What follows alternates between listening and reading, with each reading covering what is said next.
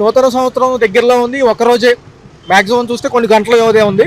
మరి దగ్గర దగ్గర 2 సంవత్సరాలు కావస్తుంది, 18 నెలలు కనిపిస్తున్నాయి. కొత్త ప్రభుత్వ పాలన ఎలా ఉంది? మీకు బాగా నచ్చిన అంశాలు ఎలా ఉన్నాయి సార్? అభివృద్ధి కానివ్వండి, సంక్షేమ పథకాలు.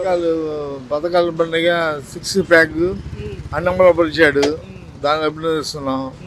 ఇప్పుడు జిల్లాలు సపరేట్ చేశారు, మళ్ళీ అది కూడా అందరూ ఎక్కిపోయిస్తున్నారు. ఆల్మోస్ట్ బాగుంది. రోడ్లు అన్నీ బాగున్నాయి. 3 రోడ్లు అధ్వానంగా ఉన్నాయి. అటువంటి రోడ్లు మొత్తం అక్కడ ప్యాకేజ్ చేసి రోడ్లన్నీ బాగా చేశారు. చూస్తే జిల్లాల మార్పుతో పాటు ఇటు పక్క గ్రేటర్ విజయవాడ చేద్దాం అనుకుంటున్నారు. గత 2 రోజుల నుంచి అదే సమావేశాలు, కేబినెట్ మీటింగ్లో కూడా ఏమనిపిస్తుంది? బాగుంటుందండి. గ్రేటర్ హైదరాబాద్ చేసి బాగుంటుంది, విజయవాడ చేసి బాగుంటుంది. గ్రేటర్ విజయవాడకు వచ్చేసరికి ఇటు గన్నవరం కలుపుతామంటున్నారు, అటు పెనమలూరు వరకు. ఇటు పక్క చూసుకుంటేనేమో ఇబ్రహీంపట్నం కూడా అన్నారు, కానీ మొదట తర్వాత ఆగి నూజివీడి వైపు వెళ్ళింది సార్. ఏమంటారు? పర్ల ఎటు వెళ్ళిన పర్ల, మనకి ఇటు వెళ్ళిన పర్ల, ఇటు పెన్నూరు వెళ్ళిన పర్ల, అటు వెళ్ళిన పర్ల మంచి పనులు చేస్తారు చంద్రబాబు నాయుడు. మాజీ ముఖ్యమంత్రి గారు కూడా బస్సు యాత్ర అంటున్నారు జనవరి అనంతరం, పండగ అనంతరం. మరి ఆయనకి ఏమైనా స్కోప్ ఉంటుందా ఒక విధానంలో?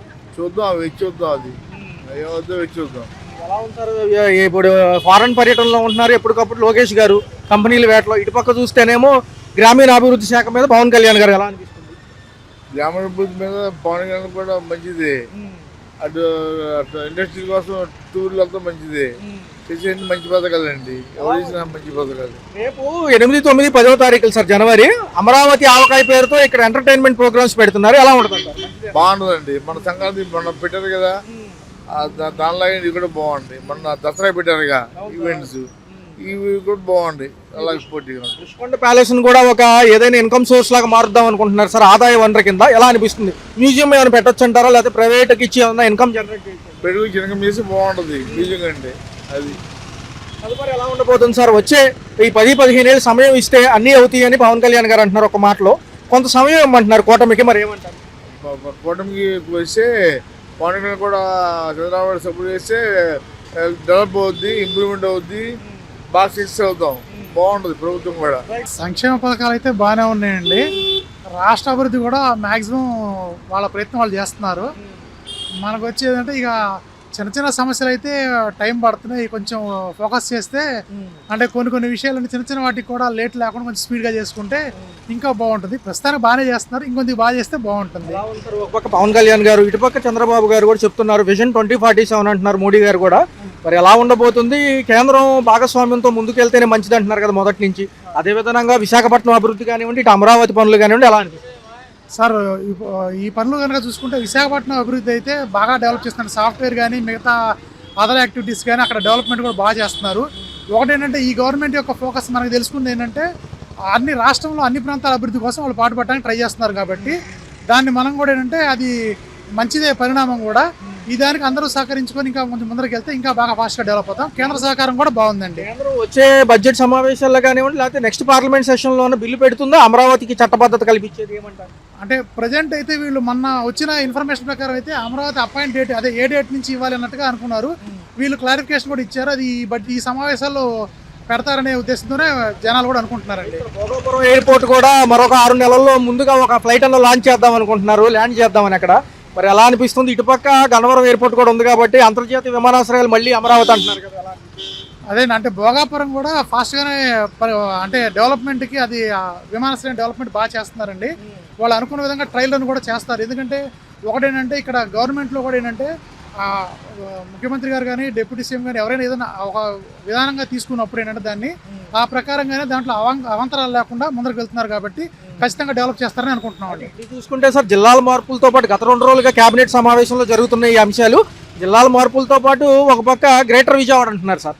నిన్నటి నుంచి కూడా ఎలా ఉంటుంది? అటు గన్నవరం, ఇటు నూజివీడి వరకు, ఇటు పెనమలూరు వరకు కలుపుతామంటారు. ఎలా అనిపిస్తుంది సార్? ఈ పాయింట్లో అయితే యాక్చువల్గా మిగతా అన్నీ ఫోకస్ చేశారు, కానీ ఇప్పుడు పెనమలూరు లేకపోతే ఈ చుట్టుపక్కల దగ్గర ఉన్న గన్నవరం కానీ ఇవన్నీ కూడా ఏంటంటే వాళ్ళు ఏదైనా కావాలంటే మచిలీపట్నం వెళ్ళడం దూరమే. అది ఏదైనా కారణాలు కానీ ప్రస్తుతం దాన్ని పెండింగ్ పెట్టారు. తర్వాత చూద్దాం గ్రేటర్లో అంటున్నారు. ఇప్పుడేమో పంచాయతీల పునర్విభజన, ఈ తర్వాత జనగణన వచ్చేవరకు ఏంటంటే ఇవి లేట్ అయిపోతుంది. సో అది కూడా కొంచెం ఫోకస్ చేసేస్తుంటే బాగుండేది. ఏదైనా కానీ కొంచెం అంటే చుట్టుపక్కల అన్నీ చూస్తున్నారు, కానీ ఈ ఒక్కటి కూడా ఫోకస్ చేసేస్తుంటే బాగుండేదని మా ఉద్దేశం అండి. ఏ విధంగా చూస్తే అమరావతి ఆవకాయ పేరుతో ఒక 3 రోజులు కల్చరల్ యాక్టివిటీస్తో పాటు మన పురాణాలు, నాటకాలు, ఈ సినిమాకి సంబంధించిన అన్ని యాక్టివిటీస్ కూడా జరుగుతున్నాయి సార్. ఎలా ఉంది పున్నమయ్య ఘాట్తో పాటు మనకి ఏదైతే భవానీపురం కూడా ఇవ్వడం జరిగింది, ఏమంటారు సార్? ఈ ఉత్సవాలు చేసుకోవడం అనేది ఏంటంటే వాళ్ళు ఒక కార్యక్రమంగా, అంటే మనకి ఒక ప్రోగ్రామ్, ఇది డెవలప్మెంట్ జరుగుతుంది, ఒక దీని వాతావరణం క్రియేట్ చేయడం అనేది బాగుందండి. కాకపోతే అంటే మనకేంటే స్లోగా ఇక్కడ సిటీకి సంబంధించి అంటే గ్రౌండ్స్ కూడా తగ్గిపోతున్నాయి కాబట్టి కొంచెం కొత్తగా కూడా డెవలప్ చేసి ఇంకా చేస్తే బాగుంటుందండి. ఎలా ఉంటుంది సార్? ఒక పక్క కేంద్రం సపోర్ట్ ఉంది కాబట్టి ఒక 5 ఏళ్లలో ఒక తొలిదశ పనులు ఒక 40% చూడొచ్చు. ఇటు అమరావతి కానివ్వండి, ఇటు విశాఖపట్నం కానివ్వండి. సార్ యాక్చువల్గా విశాఖపట్నం వరకు ఆల్రెడీ జరుగుతున్నాయండి. అమరావతి అంటే ఒక బృహత్తరైన కార్యక్రమం కాబట్టి ఈ గవర్నమెంట్ ఆఫీసులు లేకపోతే మిగతా కేంద్ర సపోర్ట్తో చేసడంతో పాటుగా సామాన్య జనాలు ఇల్లు కట్టుకొని అక్కడ కొత్త వాళ్ళు వచ్చినట్టుగా దానికి ఏంటంటే ఆ పాలసీస్ కూడా కొంచెం స్పీడప్ చేసి ల్యాండ్స్ని కూడా డెవలప్మెంట్ అవి తొందరగా ఫాస్ట్గా చేస్తే మిగతా వాళ్ళు కూడా కొనుక్కొని రావడానికి కూడా అవకాశం ఉంటుందని నా ఉద్దేశం అండి. స్థానిక సంస్థల ఎన్నికలు త్వరలో ఉన్నాయి అంటున్నారు. ఇటు పక్క చూస్తే మున్సిపాలిటీలు, గ్రామ పంచాయతీలు, సర్పంచ్ ఎన్నికలు మరి ఎలా ఉండబోతుంది? ఏదన్నా ప్రజలు నాడీ వేడి మారుతుందంటారా? యాస్టీస్గా అన్ని చోట్ల జరిగినట్టే ఉంటుందా? సార్ యాక్చువల్గా గత అనుభవాలు చూస్తే రూలింగ్ పార్టీ ఏదో దానికి పంచాయతీ ఎన్నికలు కానీ మున్సిపల్ ఎన్నికలు జనరల్గా అనుకూలంగా ఉంటాయండి. ఎందుకంటే ఆ గవర్నెన్స్ అందులో ఈ గవర్నమెంట్ వచ్చి 1.5 year అయింది కాబట్టి ఇంకా కొంత టైం జనం కూడా అంటే డెవలప్మెంట్ కోసం వెయిట్ చేస్తుంటారు కాబట్టి కొంతవరకు వాళ్ళకి అనుకూల వాతావరణం ఉంటుంది. బట్ సమస్యలు అయితే ఉంటుంటాయండి. ఆ సమస్యల్ని ఫోకస్ చేసి ఇంకా పెరగకుండా దాన్ని తగ్గించి అభివృద్ధి చేస్తుంటే ఖచ్చితంగా వాళ్ళకి అనుకూల వాతావరణం ఉంటుందండి. గతంలో జగన్ గారు 9 పథకాలు అయితే ఇప్పుడు 6 పథకాలు, ఈ సూపర్ 6 అని పేరు పెట్టారు. ఎలా అనిపిస్తుంది? గ్యాస్ బండి అని చెప్పారు కానీ అది రావట్లేదండి. ఆయన అడిగితేమో ఆ రెస్పాన్స్ సరిగ్గా ఉండట్లే. సామాన్యుడు ఎప్పుడు కూడా ధరలతోనే సతమతం అవుతాడు. కంట్రోల్లోకి వచ్చినట్టయిన ధరలు, నిత్యావసర సరుకులు కానించి అన్ని కూడా సరుకులు అంత కంట్రోల్ అయితే ఏం లేదండి, ఏమనిపించలే. ఇదే విధంగా చూసుకుంటే ఎలా ఉంది సార్? ఒక పక్క అమరావతి అంటున్నారు, ఒక పక్క ఏమో రోడ్లు గ్రేటర్ విజయవాడ చేస్తామంటున్నారు. ఏమనుకోవట్లేదు, నాకు ట్రాఫిక్ అయితే ఎక్కువ ఉంది. ట్రాఫిక్ ఎక్కువైపోయి యాక్సిడెంట్లు ఎక్కువైపోతున్నాయి విజయవాడలో. మెయిన్ చాలా దరిద్రంగా ఉంది. చూసుకున్నట్లయితే క్యాబినెట్ మీటింగ్లో ఏమంటున్నారంటే అటు నూజివీడి వరకు, ఇటు పెనమలూరు, ఇటు పక్కేమో మొన్నటిదాకా ఇబ్రహీంపట్నం అన్నారు, మళ్ళీ ఆపారు. మరి ఈ లెక్కలో ఇవన్నీ కలుపుకుంటూ వస్తే ఇటు గన్నవరం కూడా అంట సార్. మరి ఏమంటారు, కలపొచ్చా? గన్నవరం దాకా కలపొచ్చండి. సిటీ పెద్ద చేయాలంటే మళ్ళీ కలపాలిగా. 10 ఏళ్ళు సమయం ఇస్తే పెద్ద రాజధాని చూడొచ్చు. దాంతోపాటు విమానాశ్రయాలు కూడా భోగాపురంతో పాటు ఇటు గన్నవరం కూడా అంటున్నారు. మరి ఏమవుతుంది? అంత ఐడియా లేదు. ఎలా ఉంది సార్ టోటల్గా చూసుకుంటే? కొత్త ప్రభుత్వ పథకాలు 1వ తారీఖు పెన్షన్ కాడి నుంచి చూసుకుంటే రేషన్ తీసుకునే దాంట్లో ఏమైనా ఇబ్బంది ఉందా? రేషన్ తీసుకున్న దాంట్లో ఇబ్బంది లేదు. అంటే గతంలో డోర్ డెలివరీస్ వచ్చాయి కదా సార్, అది డోర్ డెలివరీ బాగానే ఉండేది. ఇదేమైనా వెళ్ళి తెచ్చుకోవాలి అంతే. ఒక పవన్ కళ్యాణ్ గారు ఏమో ఉప ముఖ్యమంత్రి, ఇటు పక్క ఏమో లోకేష్ గారు ఏమో విద్యాశాఖ ఐటీ మినిస్టర్గా ఉన్నారు.